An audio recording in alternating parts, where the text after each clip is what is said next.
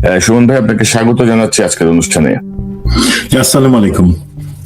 ওয়ালাইকুম আসসালাম। সুমন ভাই, আপনাকে সুন্দর লাগতেছে, নতুন হেয়ার কাট মনে হচ্ছে। তো আপনি তো এই বিষয়গুলো লক্ষ্য রাখছিলেন, নির্বাচনের এই বিষয়গুলো লক্ষ্য রাখছিলেন, সিকিউরিটি থ্রেট, এবং আপনি নিজেও ধরেন প্র্যাকটিক্যালি বাংলাদেশের বেশ কয়েকটি জাতীয় নির্বাচন কাভার করে, মানে কি বলবো, সেনাবাহিনীর পক্ষ থেকে দায়িত্ব পালনের অভিজ্ঞতা আপনার আছে। তো সেই জায়গাটায় আমরা যদি প্রথমে যদি আসি যে আমি মধ্যরাত গেল, এবার কি নির্বাচন, এবং আপনি সেই টেলিফোনগুলো পান না যে ভাই নির্বাচন কি হবে, মানে 25 ফেব্রুয়ারি 24-25 তারিখেও কিন্তু মানুষের মনে শঙ্কা যে আদৌ কি নির্বাচন হবে। তো আপনার কাছ থেকে একটু শুনি। জি ভাই, আমি আসলে আজকে কিছু সিরিয়াস কথা বলার আছে, তার আগে হালকা কথাটা বলে নিই। হ্যাঁ, আমি চুল কাটছি, বাট জিনিস যেটা হলো, আমি আপনার ফেসবুকে আপনার অনেকগুলা সুন্দর ছবি দেখছি। আপনি যে নতুন করে বিবাহ বন্ধনে আবদ্ধ হওয়ার জন্য বিজ্ঞাপন দিচ্ছেন, সেটাও আমি দেখছি। ওকে, ফান অ্যাপার্ট, যেটা হলো যে আমিও ফোন পাই, বাট যারাই আমাকে ফোন করেন তাদেরকে আমি সুস্পষ্টভাবে বলে দিই যে ইনশাল্লাহ নির্বাচন হবে। প্রথম কথা, নির্বাচন না হবার কোনো কিছু নেই। জনগণ চায়, রাজনৈতিক প্রতিদ্বন্দ্বী দলগুলা চায়, বাংলাদেশের সবাই নির্বাচন চায়, এবং সেই দিকে আগাইতেছি আমরা। বাংলাদেশের বাইরে বা বিতাড়িত হাসিনার আওয়ামী লীগ তারা হয়তো চায় না তাদেরকে ছাড়া একটা নির্বাচন হোক, বা যে দেশে তারা আশ্রয় নিচ্ছে ভারত, তারাও চায় না যে আওয়ামী লীগকে বাদ দিয়ে তাদের সবসময়ের সাথী নির্বাচন হোক। তো সেই জায়গাটাতে হয়তো সন্দেহ থাকতে পারে। আমরা দেশে বাংলাদেশি যারা, আমরা বাংলাদেশি, আমরা অবশ্যই নির্বাচন চাই। এখন মনে রাখতে হবে, এই যে নির্বাচন, সেটা কিন্তু ইতিহাসের সব থেকে গুরুত্বপূর্ণ নির্বাচন বাংলাদেশের জন্য। আমরা 71-এর নির্বাচন ছিল, 91-এর নির্বাচন ছিল, 2008-এর নির্বাচন ছিল, কিন্তু সবকিছু ছাপায় এটা প্রতিবারই নির্বাচন হয়েছে, কিন্তু কোন রাজনৈতিক দলটা ক্ষমতায় আসবে সেটা নির্ধারণের জন্য, জনগণ কাকে আনবে। বাট এইবারের নির্বাচনটা আলাদা। এখানে আমরা রাষ্ট্র ব্যবস্থা কিভাবে চাই, এবং সেই রাষ্ট্র ব্যবস্থায় কাকে আমরা দেখতে চাই সরকার হিসাবে, সেইটা নির্ধারণের নির্বাচন। একই সাথে সাধারণ নির্বাচন, বা যেটাকে আমরা সংসদীয় নির্বাচন বলি, এবং গণভোট কখনো বাংলাদেশের ইতিহাসে হয় নাই, এবার প্রথম হচ্ছে। এবং কখন হচ্ছে? জুলাই পরবর্তী, যখন আমরা চাচ্ছি গণভোটটা জাতীয় নির্বাচনের সাথে গণভোট হয়নি আর কি। হ্যাঁ, মানে একই সাথে একই দিনে কখনো হয় নাই জাতীয় নির্বাচনের সাথে। তো এই আলোকে আমাদেরকে বুঝতে হবে যে কত ইম্পর্টেন্ট একটা নির্বাচন, যেখানে আমরা সিদ্ধান্ত নিব যে আমরা আগের সেই সিস্টেমে ফেরত যাব, নাকি আমরা সিস্টেমটাকে চেঞ্জ করার মতন সাহস রাখি জাতি হিসেবে। নির্বাচন কি শুধু ভেতরের রাজনীতির বিষয়, নাকি এর পিছনে বড় কোনো লিঙ্কিং হিসাব নিকাশ চলছে? আমি নির্বাচন, একটা জিনিস কি, ভালো খবর প্রথমে বলি, এটা আমার থেকে বাংলাদেশে যারা আছেন তারা আরো বেশি জানেন এবং বুঝবেন যে গত যে নির্বাচনগুলো আমরা দেখছি, যেখানে ভোটারবিহীন নির্বাচন হয়েছে, অথবা দিনের ভোট রাতে হয়েছে, 154 জনকে এমনিতেই নির্বাচনের আগেই আওয়ামী লীগ সাংসদ হিসেবে নির্বাচিত করে নিয়ে আসছে, এই ধরনের নির্বাচনগুলার হবার এইবার সুযোগ নাই। কেন সুযোগ নেই? সরকারে তো আওয়ামী লীগ নাই, আর এই অন্তর্বর্তী সরকারের তো দরকার নেই যে ডিজিএফআই কে নির্বাচন প্রযোজনা এবং পরিচালনার জন্য দায়িত্ব দেওয়া, টাকা দেওয়া, সেটা তো একবার হচ্ছে না। সুতরাং ওই ভয়টা আমাদের নাই যে ডিজিএফআই বা পুলিশকে দিয়ে, প্রশাসনকে দিয়ে, সমস্ত ডিসি ইউএনওকে ব্যবহার করে একটা নির্বাচন হবে, সেই ভয়টা যেহেতু নাই, তাহলে ভয়টা তো নিশ্চিত। কিন্তু আপনি কিভাবে নিশ্চিত হচ্ছেন যে ভয় নাই? কারণ ডিজিএফআই বলেন, এনএসআই বলেন, অন্যান্য এজেন্সি বলেন, সকল জায়গায় এখন হাসিনা লোকজন বসা। এবং আপনি যদি এবার নমিনেশনের দিকে তাকান, বিভিন্ন দলের, বিএনপি বলেন, জামাতও বলেন, যে আওয়ামী ঘরানা ঘনিষ্ঠ অনেককে তারা নিয়ে এসেছেন, অনেককে তারা তোয়াজ করছেন, অনেককে তারা খুশি করছেন, এবং ভেতরে তো এই শক্তি তো বিদ্যমান। এই শক্তি কি ইউনূস হাত দিতে পারছে? এই শক্তিতে ডক্টর ইউনূস পারে নাই তো। আপনি কিভাবে ভাবছেন যে ডিজিএফআই এবার ইন্টারফারেন্স করবে না, বা সরকার হয়তো চাইবে না, কিন্তু তারা তো চাইলে করতে পারে, তাই না? সেই ঝুঁকি তো আছে। জি জি, আপনার কথায় যুক্তি আছে, বাট আমি আমাদের দর্শক এবং জনগণকে আশ্বস্ত করার জন্য আমার পয়েন্ট অফ ভিউ যেটা বলি সেটা হচ্ছে, সবসময় কিন্তু সব দলে গাদ্দাররা ঢুকে যায়। যেমন একটা জিনিস হচ্ছে, জামাত, বিএনপি বা অন্যান্য দলগুলো ক্রেডিট নিতেছে আওয়ামী লীগের এতজন আমাদের এখানে জয়েন করছে, নেতারা রাজনীতির মাঠে জনসভায় পরিচয় করায় দিতেছেন এরা আমাদের বন্ধু, এই ধরনের জিনিসপত্র নমিনেশন দিচ্ছেন। সেটা হয়, সবসময় হয়েছে, গাদ্দাররা নির্বাচনে সুযোগ নেওয়ার জন্য আরেক দলে জয়েন করে, সেটাকে আমি খুব দেখি না। এখন ডিজিএফআই, এনএসআই এদের মাধ্যমে বা প্রশাসনকে কাজে লাগায় কেন এটা হওয়ার সম্ভাবনা আমি দেখছি না। আপনি যদি ম্যাগনিটিউডটা চিন্তা করেন, যখন এই 18 এবং 24-এর নির্বাচনগুলো হয়, বিশেষ করে 18-র যেটা দিনের ভোট রাতে, সেই জায়গায় কিন্তু সিস্টেমেটিক ভাবে নির্দেশনা দিয়ে ডিজিএফআই এর কাজই তখন ছিল প্রশাসনকে ব্যবহার করা হবে, সেনাবাহিনী, বিজিবি তারা সম্পূর্ণভাবে কেন্দ্রের কাছে আসতে পারবে না, ক্যাম্পে বসে থাকবে। আগের সপ্তাহেতে এবং আগের রাতে বস্তায় বস্তায় করে টাকা পাঠানো হয়েছে, আগের রাতে অ্যাম্বুলেন্সে করে প্রতিটা কেন্দ্রে ব্যালট পেপার সিল মারা সেখানে পাঠানো হয়েছে এবং সেগুলো ভরা হয়েছে। আগের রাতে এই জিনিসগুলো করা হয়েছে।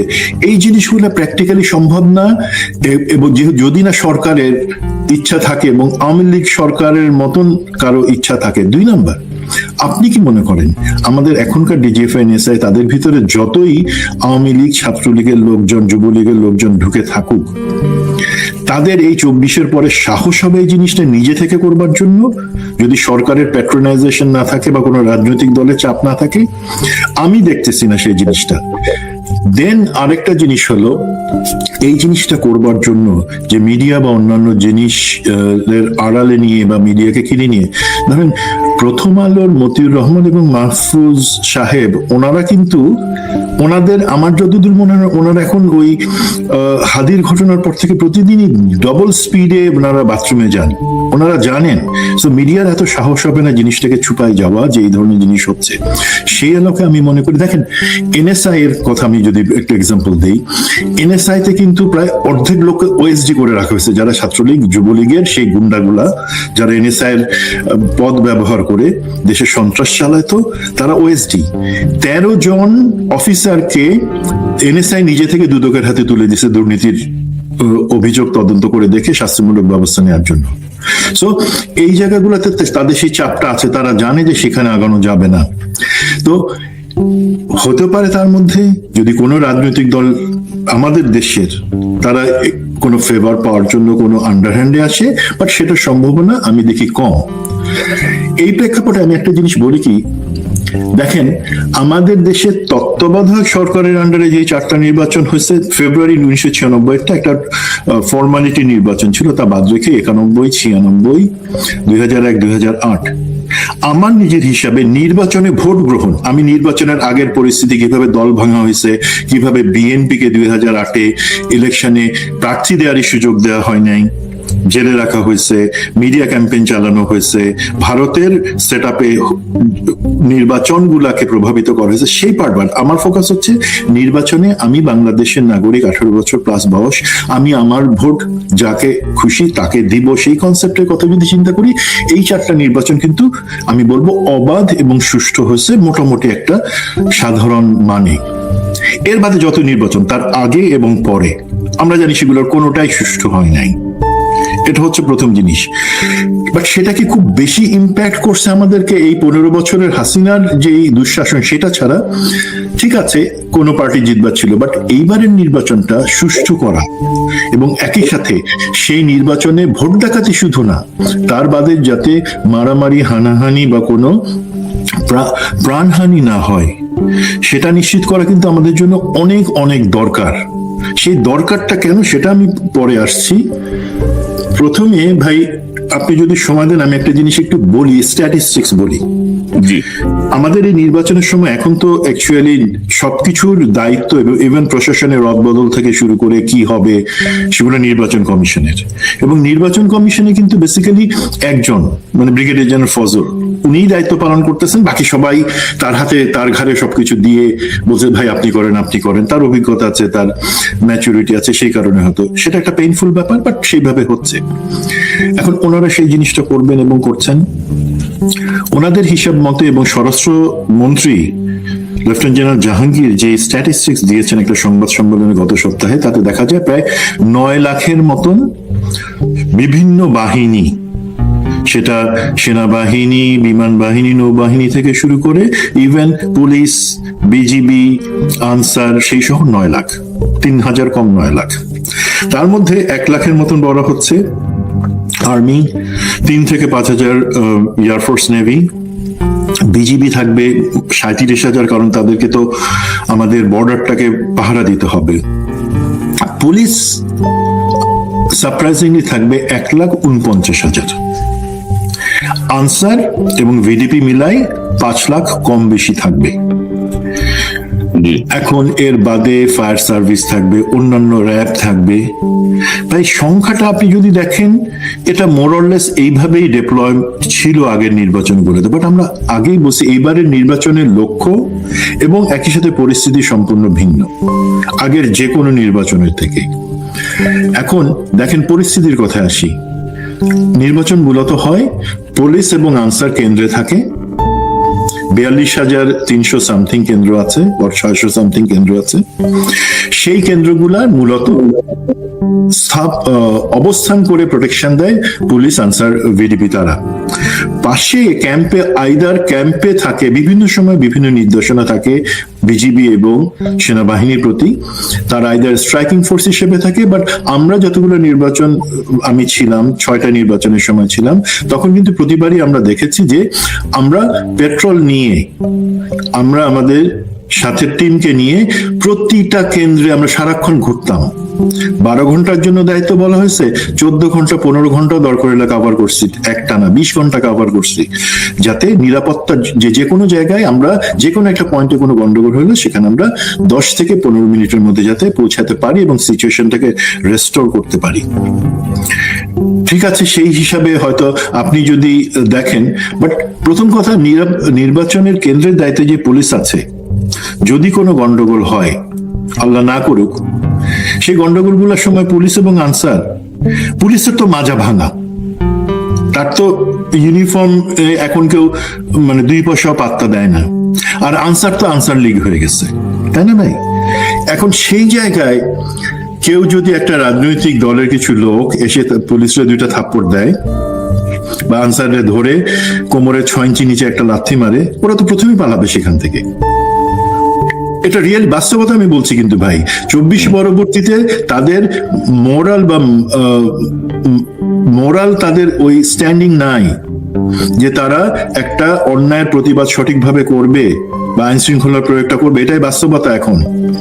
তো আমি যদি একটা বিষয় একটু যোগ করি আপনার সাথে, ধরেন আপনি তো এই হিসাব তো দিচ্ছেন যে ধরেন এই পরিমাণ হয়তো শক্তি থাকবে নির্বাচন কেন্দ্রিক, এবং যেটা বললেন যে নির্বাচনের সময় আনসারের উপর হামলা, পুলিশের উপর হামলা অতীত হয়েছে, এবারও হয়তো কোনো কোনো দুষ্কৃতিকারী চেষ্টা করবে। কিন্তু আমার কনসার্নের জায়গাটা হচ্ছে হাসিনার আমলে যেই মানে 14, 18, 24 এই নির্বাচনগুলোয় অভিজ্ঞতা সম্পন্ন যেই সেনা সদস্য, সেনা কর্মকর্তা বা পুলিশ বা আনসার, তাদেরকে কি কোনো স্ক্রিনিং করা হয়েছে? কোনো তথ্য তো আমরা পাইনি এরকম। পাশাপাশি ধরেন আনসার লীগের যে দাপট আমরা দেখলাম ইউনূস সরকার দায়িত্ব নেওয়ার পরে, পরবর্তীতে আসলে কি ব্যবস্থা নেওয়া হয়েছে?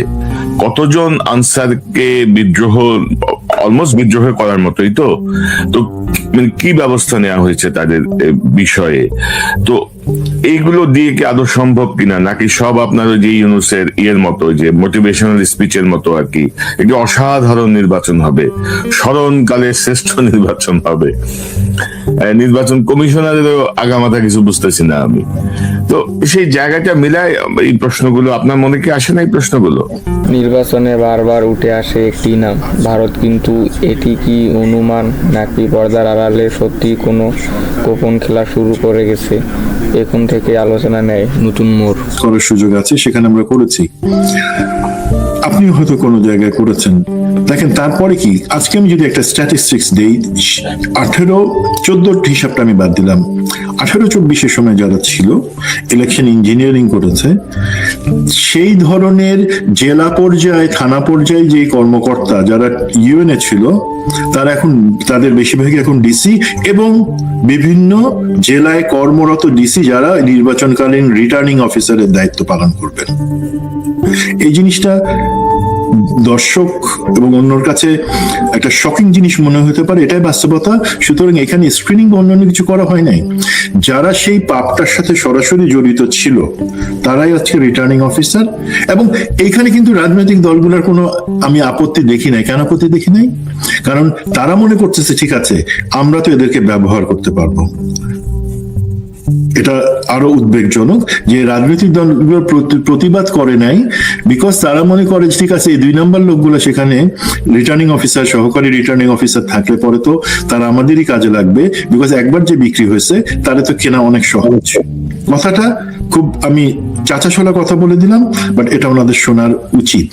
2 নম্বর জিনিস যেটা হচ্ছে, সেনাবাহিনী পুলিশ সেই জায়গায় যারা ছিল, পুলিশ তো বেনজিরের পুলিশ। আমি কখনো বলি না যে এইটা হচ্ছে মানে খোদাবক্স সাহেবের বা আমাদের বর্তমান আইজিপির পুলিশ। এটা সম্পূর্ণভাবে বেনজির এবং মনিরুল সিটিটিসি তাদের নিয়ন্ত্রিত একটা পুলিশ। তাদের কাছ থেকে আসল যে অর্ডার আসে তারা সেটা শুনে। তারাও ছিল 18-24 যারা ইনভলভ ছিল, তারাও কিন্তু আছে, এখন কিছু বাদ গেছে আছে। সেনাবাহিনীতে ডিজিএফআই তে তখন যারা সেই সময় তৎকালীন ছিলেন, তাদের সেই জেনারেলরা চলে গেছেন বাড়িতে, অথবা কেউ চাকরি থেকে বহিষ্কার হয়ে গেছেন। বাট সারপ্রাইজিংলি যে জিনিসটা আমরা খেয়াল করতেছি না সেটা হচ্ছে, জেনারেলরা আসলে ওই ধরনের কাজ কখনো মাঠে করেন না। তাদের হয়ে মেজর, লেফটেন্যান্ট কর্নেল, কর্নেলস তারা সেই জিনিসটা মাঠে এক্সিকিউট করে। তারা তো ভাই রয়ে গেছে, তাদের কাউকে আপনি চাকরি থেকে বাদ দেন নাই। এবং আপনি যদি এখন সেনা সদরে খোঁজ নেন, সেনা সদরে 3 জন আছেন যারা সেই ইলেকশন ইঞ্জিনিয়ারিং ডিজিএফআই তে তখন চাকরিরত ছিলেন এবং সরাসরি ইলেকশন ইঞ্জিনিয়ারিং এর সাথে জড়িত ছিলেন। ডিজিএফআই তে আবার এখন ফেরত আসছেন একটা ব্যুরোর প্রধান, যিনি ইলেকশন ইঞ্জিনিয়ারিং এর সময় ডিজিএফআই এর একজন ডিজির কর্ড ছিলেন। একটা ডিজির কোঅর্ডিনেটিং অফিসার বা কর্ড, সে কিন্তু ডিজি যে জিনিসটা জানে, যে পরিকল্পনাটা জানে, যে 2 নম্বর জিনিসটা জানে, সেই জিনিসটা সেও জানে। সুতরাং সেই জিনিসই স্ক্রিনিং হয় নাই। আমরা মনে করতেছি ঠিক আছে তারা তো দুর্বল হয়ে গেছে, তারা বিপজ্জনক না। সাপ কখনো দুর্বল হয় না। সাপ জন্ম থেকে মৃত্যু পর্যন্ত বিপজ্জনক। এই জিনিসটা আমাদেরকে মনে রাখতে হবে এবং এই স্ক্রিনের জিনিসটাতে আসতে হবে।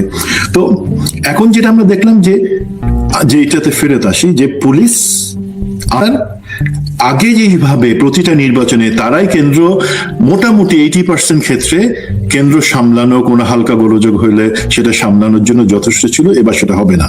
যে কোনো জায়গায় একটা কিছু শুরু হলে তার প্রথম দৌড়টা তারা দিবে এবং কোন দিকে দৌড় দেবে কেউ জানবে না, অস্ত্র ফেলে দৌড়াবে। তো তখন সাথে সাথে বিজিবি এবং সেনাবাহিনীর হাত চাইতে হবে। তারা যদি আসে, আমি মনে করি বর্তমান যে পরিকল্পনা সে অনুযায়ী 10 থেকে 15 মিনিটের মধ্যে আসবে। 10 থেকে 15 মিনিট যে সময়, সেখানে প্রতিটা দলের এজেন্ট থাকার পরেও যারা সেখানে পুলিশ এবং আনসারকে দৌড়াইতে বাধ্য করবে, তারা ব্যালট বাক্সে 15 মিনিটের মধ্যে নির্বাচনের ফল নির্ধারণী যতগুলা ব্যালট ঢুকানো দরকার সেগুলো ঢুকাতে পারবে। এটা আমরা জানি, এটা পরীক্ষিত যে 15 মিনিট যথেষ্ট। ব্যালট বাক্সগুলো একটা কেন্দ্রের যদি 6টা বুথে থাকে এবং ব্যালট বাক্স সেখানে ধরেন 12-15টা থাকে, প্রতিটাতে ঢুকাই দেবে। তো এই যে ভয়টা আছে, এখন এটাকে এইভাবে চলবে? প্রতিবাদ করবে আরেকটা দল।